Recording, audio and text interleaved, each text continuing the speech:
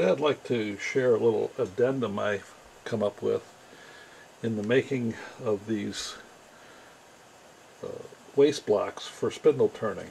Now, I use these when I'm making the blanks for my handles, tool handles, and you can see how they're used. They just go on the ends and then they accept your drive center and your live center and your tailstock, and you're off and running, and then when you're done you simply cut them off.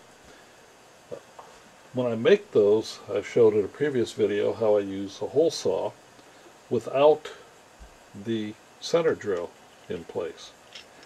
Now remember, when you do that, you have to make sure you clamp the piece of wood down that you're drilling the blank from, but you end up with a nice little blank such as this that you can then glue next onto the cap that you're going to use, like for a handle. And then you put this on your blank for your spindle turning and you're off and running. The problem I had before, not really a problem, but an issue, was that I had to add the center hole. And I would typically just eyeball that in the small diameter on the drill press. The more I thought about it, the more I thought there was a better way. The concern would be drilling a small hole like this.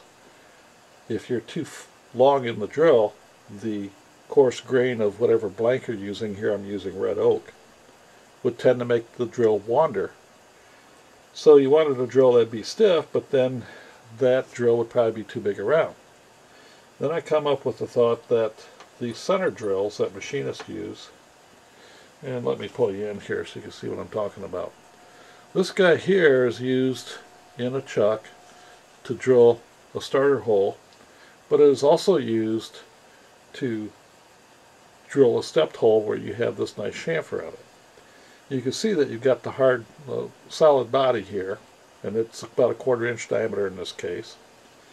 And you've got the small tip at the end, and since we only want to drill a little distance, that would be just fine.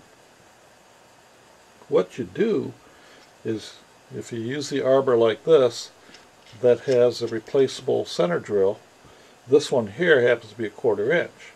You can use this drill in this arbor. But what I also found out was that when you put the hole saw in place and you calibrate it so that just before you break through on the bottom, this drill will just hit about 1/8 of an inch into the end, and it'll give you, I don't know if that shows up or not, but it'll give you the nice little hole. The problem is that if your blank is thinner than this one, you might not have enough length of drill. What you might have to do is go to your machine shop and get this longer style. These are sold in most machinist shops, and you can see the difference. Let me get this other one out. Here's the previous length one, and here's this one. Now you're ready to handle just about any job with this. You just put the drill in. I'll get this backed out a bit. You put your hole saw on.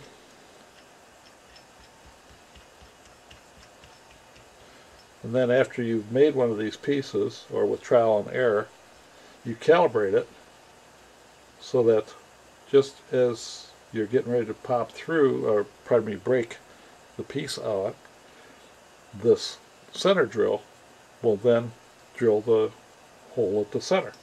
And certainly it will be at the center because it's all held rigidly in place.